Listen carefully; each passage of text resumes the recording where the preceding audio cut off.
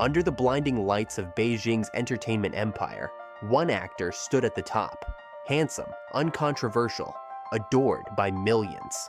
Yu Menglong was the industry's golden boy, a symbol of perfection in a world built on illusion. But what if that glow wasn't fame, but fire? The kind that burns everything it touches. Tonight, we follow the paper trail of a $200 million contract that promised fortune and delivered chains. A deal so airtight, so devastating, that not even death could free him from it. Insiders whisper it was more than a career agreement. It was a control mechanism designed to own his name, his face, his silence. The same silence that blanketed Beijing the night he fell. What was he trying to escape before the cameras went dark? And who stood to lose everything if he spoke? From secret boardrooms at Mango TV to the private accounts of China's most powerful families, the truth is buried under non-disclosure clauses and erased files. But money leaves marks. And those marks tell a story far darker than any drama you ever filmed. This is not just the story of an actor, it's the story of a man who tried to buy back his freedom and paid the ultimate price. When Yu Menglong signed his first major deal in 2016, it was hailed as the start of a new era. He had the looks, the charm, and the discipline that made investors drool. The contract was drawn up by Mango Entertainment Holdings, a subsidiary of Mango TV, one of China's biggest entertainment powerhouses. On paper, it was a dream. Guaranteed lead roles, brand sponsorships, international exposure. The official figure was 200 million yen, but insiders later confirmed it was closer to 200 million US dollars, once the hidden clauses, production rights, and future image licensing were included. The contract was sold to the public as proof that Yu had made it. But buried in the fine print was the real story, a document that transformed him from star to asset. Clause 13, known internally as the Everlight Provision, gave Mango full control over Yu's image, schedule, and all creative decisions for 10 years. He could not refuse any role assigned, could not appear in public without prior approval, and could not terminate the deal without paying the entire contract value as penalty. It wasn't just a contract, it was a corporate collar, disguised in gold. Former managers later revealed that even Yu's interviews, social media posts, and public relationships had to go through a 3-stage approval process involving lawyers and government-linked monitors. Every smile on camera, every line he delivered was authorized in advance. To outsiders, he seemed untouchable. To those inside the system, he was trapped in a performance that never ended. Friends began noticing small changes. The exhaustion in his eyes, the way he avoided conversations about the future. He once told a co-star, "I can't say no anymore. My name doesn't belong to me." That statement would later haunt every headline. Behind the glamour, Mango TV had turned its actors into financial instruments. Each one was insured, securitized, and traded across shell companies that made up China's sprawling entertainment finance complex. Yu's 200 million contract wasn't just for acting. It was collateral for loans, a number tied to offshore accounts in Macau and Hong Kong, and even linked to a film fund that mysteriously vanished after his death. Investigators later found that 5 production houses listed Yu as both creative partner and asset guarantor. He never saw a cent of those profits. When the contract was leaked briefly online after his death, netizens were horrified by what they read. It included a clause allowing the company to recreate his digital likeness for future projects, even after termination or death. A clause eerily similar to those found in posthumous AI rights contracts. It was as if Mango had prepared for his absence years in advance. Lawyers close to the industry said the deal was common practice among top-tier entertainers.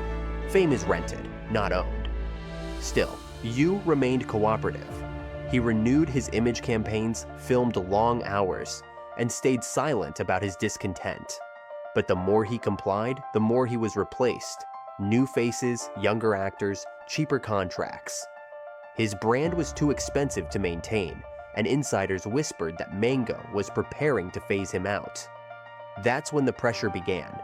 His assistant noticed calls from private numbers, unannounced visits from company officials, and repeated requests to adjust his image for a new political drama backed by a CCP-linked production unit. Yu refused. That refusal, one insider claimed, was the beginning of the end. The last straw came in early 2025 when Yu reportedly tried to renegotiate his terms. He wanted creative freedom, to act in projects outside Mango's network, maybe even start his own studio. His request was denied. Within weeks, his legal advisor disappeared, and his mother's statement to the press suddenly shifted tone. For the first time, Yu looked directly at the camera during a live stream and said a line that now sounds prophetic. "You don't own what you can't walk away from." 3 months later, he was gone. Behind every bright contract in China's entertainment world lies a darker document. The kind written in invisible ink, binding not just a person's future, but their silence. For Yu Menglong, that hidden document took the form of a debt he never agreed to. A network of shell companies and secret investors that turned his fame into currency.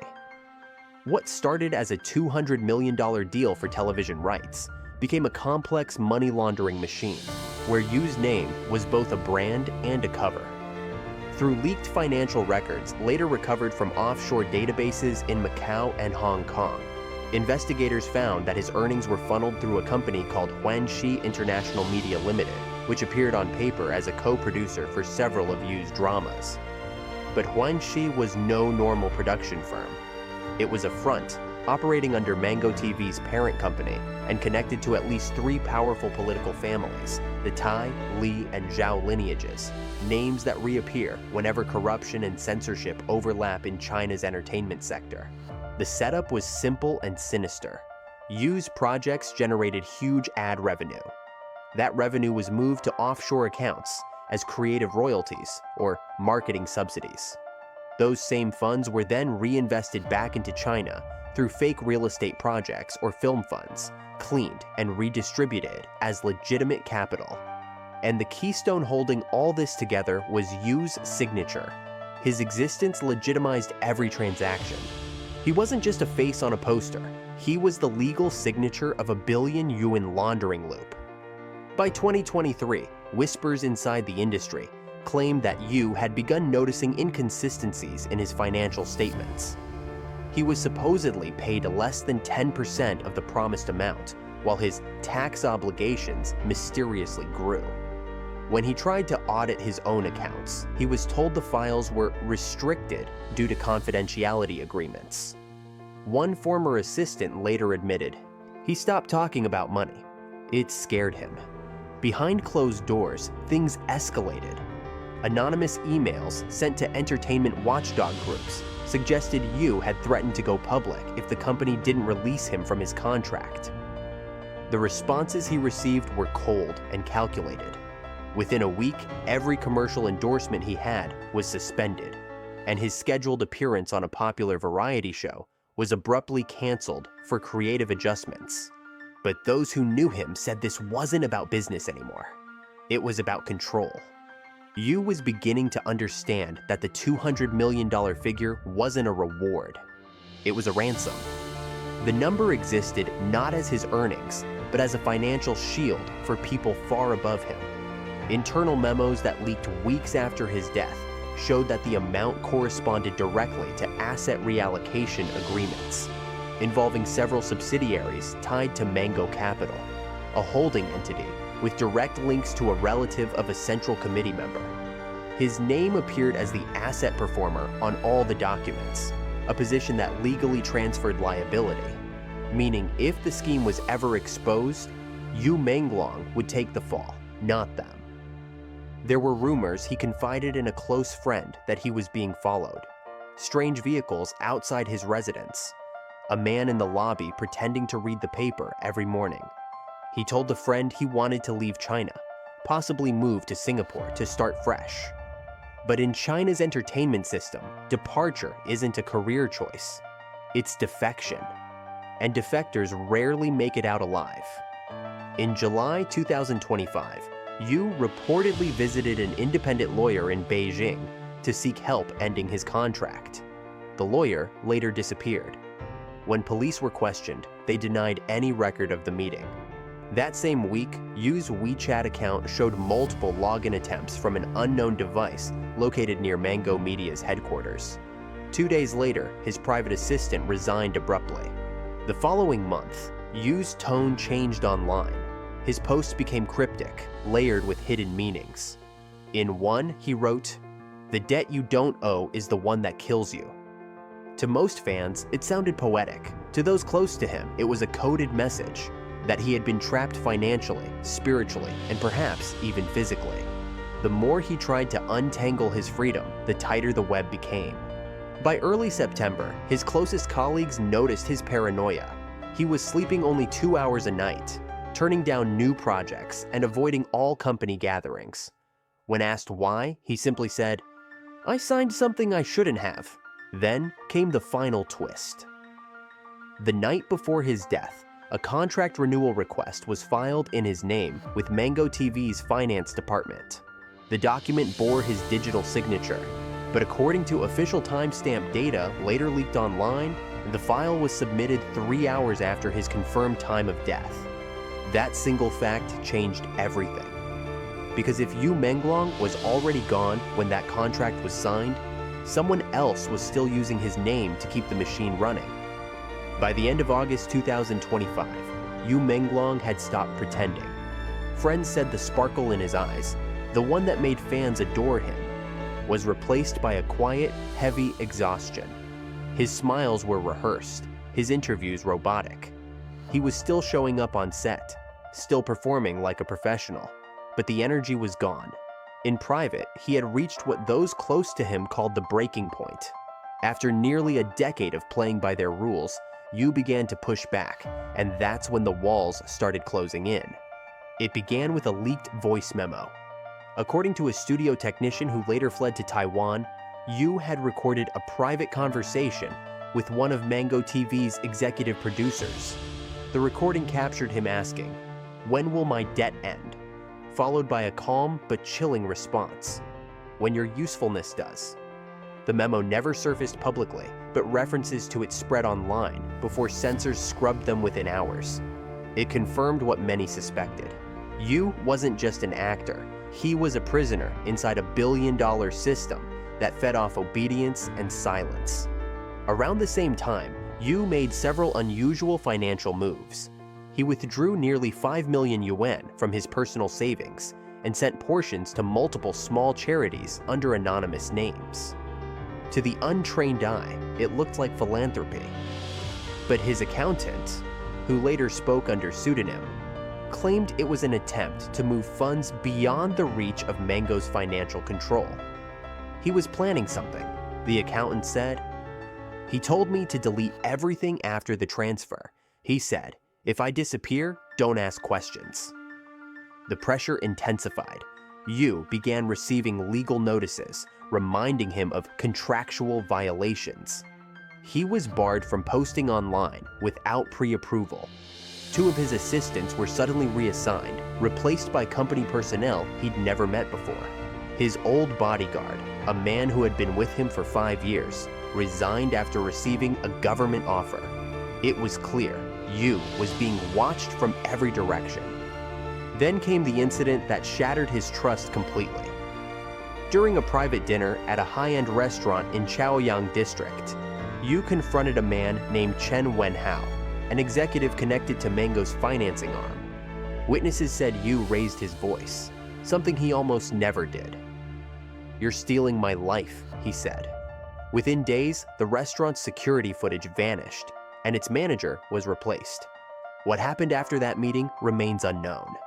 But according to one industry insider, Yu had seen a document that terrified him. A new insurance policy taken out in his name, valued at exactly $200 million, signed by the company only 4 days before his death. From that moment, he began acting differently. His colleagues described him as restless, distracted, and constantly glancing over his shoulder. During a live stream with fans on September 5th, Yu's voice trembled when he said, "I'm not afraid of losing. I'm afraid of not being allowed to lose." Fans thought it was a philosophical comment. Days later, it would sound like a confession. On September 10th, Yu was last seen entering a luxury apartment complex owned by screenwriter Jin Guang, a Rolex collector with known ties to high-ranking officials. Security logs show Yu arrived at 8:14 p.m., but his body wasn't found until nearly 12 hours later, just before 8 a.m. the next morning. The official report called it an accidental fall. No CCTV footage has ever been released. The missing footage was only the beginning. Within hours, his Weibo account was locked. All posts before August deleted, and his fan group chats shut down. The studio issued a statement allegedly written by his mother, but it was signed by a company that had been legally dissolved months earlier.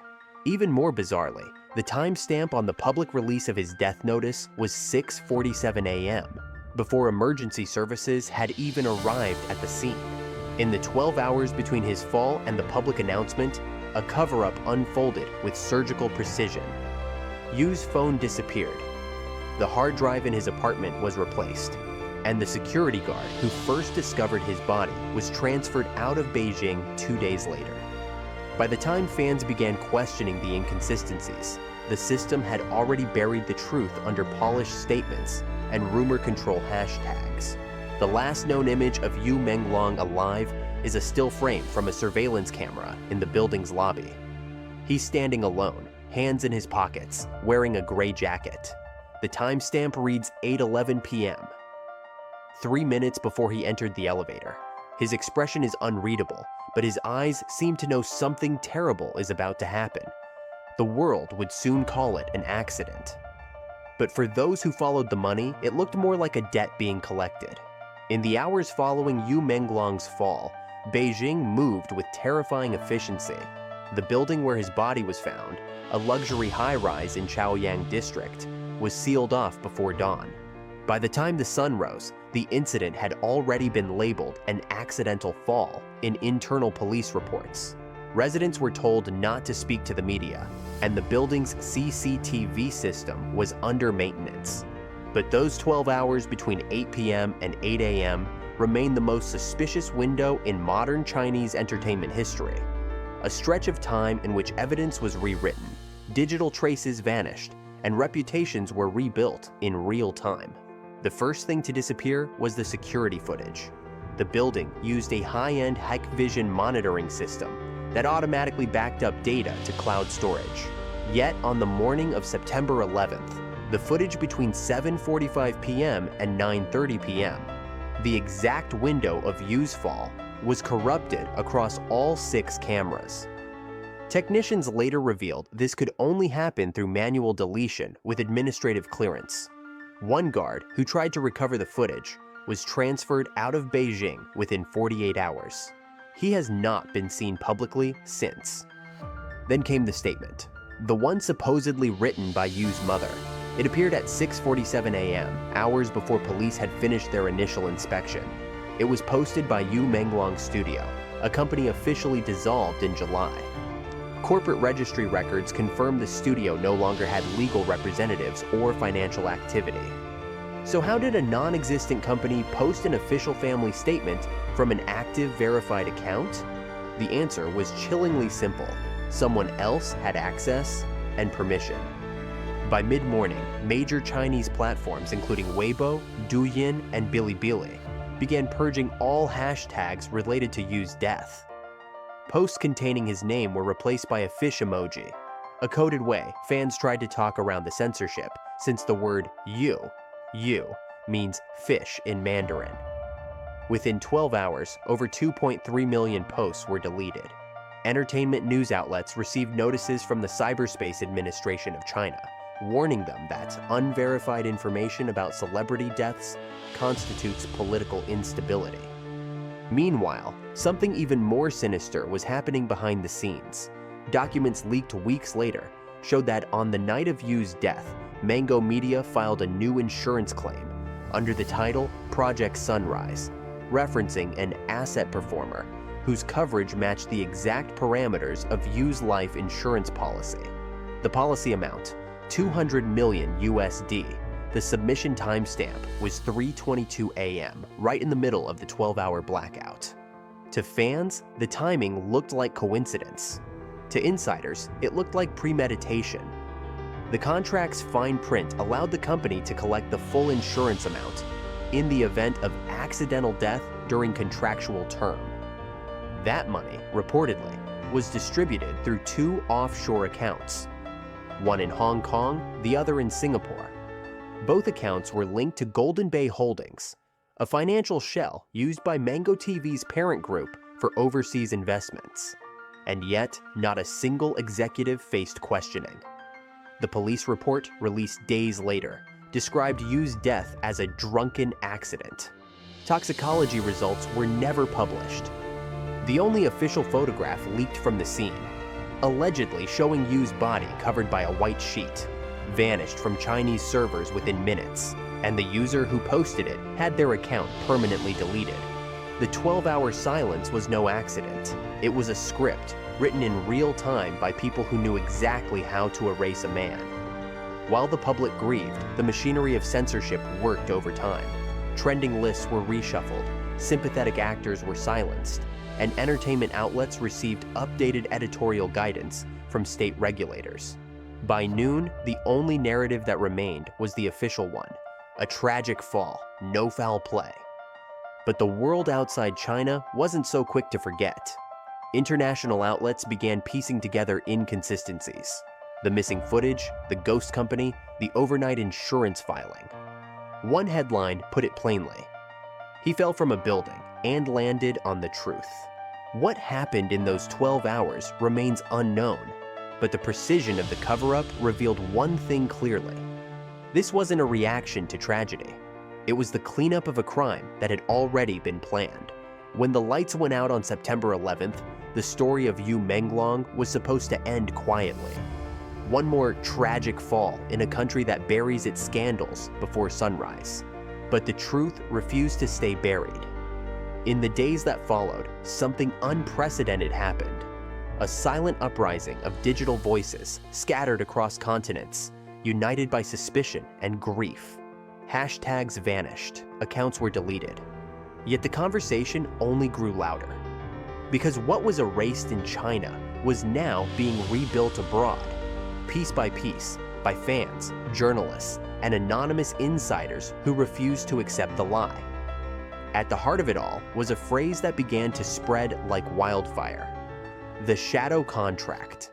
It referred to the rumored $200 million deal that Yu had signed, a document many believed held the key to his downfall. Screenshots surfaced showing the contract's cover page with the seal of Tianyu Media, co-signed by an entity tied to China Media Capital, the same conglomerate that financed major entertainment platforms like Mango TV, IKEA, and Bilibili. The document outlined a lifetime exclusivity clause, binding Yu not only as an artist, but as an asset of public value. In other words, he could not legally exist outside their control, but the story didn't end with the money. A whistleblower from Tianyu later contacted independent media from Taiwan, claiming Yu had discovered a confidential ledger detailing political kickbacks routed through film productions. Those entries allegedly traced payments from companies connected to the Li family, relatives of Li Changchun, the former propaganda chief of the Chinese Communist Party, directly into offshore accounts disguised as overseas promotion budgets. According to the source, Yu had access to this ledger because his name appeared in multiple line items. When he realized what it implied, that his projects were being used as fronts for laundering party money, he tried to distance himself. That, the whistleblower said, was when the countdown began. The shadow of Yu's death soon reached higher than anyone expected. Within weeks, 3 mid-level officials from the Hunan broadcasting system were quietly removed from their posts. Internal memos from the Central Propaganda Department leaked online, stating that the Yu incident must not escalate beyond the entertainment category. The wording itself was chilling. It showed that Beijing feared what this case represented more than the crime itself. Because this wasn't just the silencing of an actor. It was a glimpse into how China's elite protect their empire through art, contracts, and fear. Internationally, pressure began to mount. Petition campaigns appeared across Europe and North America. Over 225,000 people signed open letters demanding an independent investigation. Western outlets like the BBC, Reuters, and The Guardian began connecting Yu's death to a pattern: the growing list of Chinese celebrities who had died under accidental circumstances. Gao Taiyu, Qiao Renliang, Coco Li, and others whose deaths were similarly wrapped in contradiction and censorship. Each case, the media noted, shared one chilling similarity: a link to companies controlled by the same media political nexus that Yu had tried to escape. Inside China, whispers persisted that Yu's spirit had become a symbol, not of rebellion, but of revelation. People called it the curse of the dragon contract, a superstition that those who spill innocent blood for profit invite ruin upon their families. In October, strange coincidences began surfacing. Executives involved in Yu's management were hospitalized. A Mango TV investor reportedly vanished in Macau, and even state media personalities began dropping cryptic remarks about the price of silence. To the public, it looked like karma. To those who followed the evidence, it looked like fear finally catching up to power. Even now, the exact truth remains hidden behind walls of bureaucracy and censorship. But the shadow Yu left behind, the unease in the air whenever another accidental death makes headlines, is something no cover-up can erase. His story became the fault line that exposed how deeply entertainment and politics intertwine in China's upper circles, and how easily one man's life can become a transaction. In the end, Yu Menglong may have signed his name to their contract, but it was his silence they never truly owned. When the cameras stopped rolling, the lights went dark, and the headlines faded. All that remained was the question no one in China dares to ask out loud: who truly killed Yu Menglong? Was it the fall from the 33rd floor, or the slow suffocation of a system that trades loyalty for life itself? The official story insists it was an accident. But every erased video, every vanished witness, and every company that profited from his name tells another story. One of silence carefully manufactured by those who rule from the shadows. They called it an unfortunate event. Yet the timing, the missing footage, and the insurance filed in his name hours after his death paint a far darker truth. Yu Menglong didn't just die. He was erased piece by piece until only the lies remained. But history has a way of haunting those who write it. The very machine that silenced him is now cracking under its own weight as the world begins to see the pattern. The way art, power, and corruption blend into one endless performance. If you believe the truth still matters, if you think the silence around Yu Menglong deserves to be broken, don't look away. Because every story they try to bury brings us one step closer to uncovering what really happened. This is Criminal Tracks. Subscribe now, and remember, in a world built on control, even a whisper can be dangerous.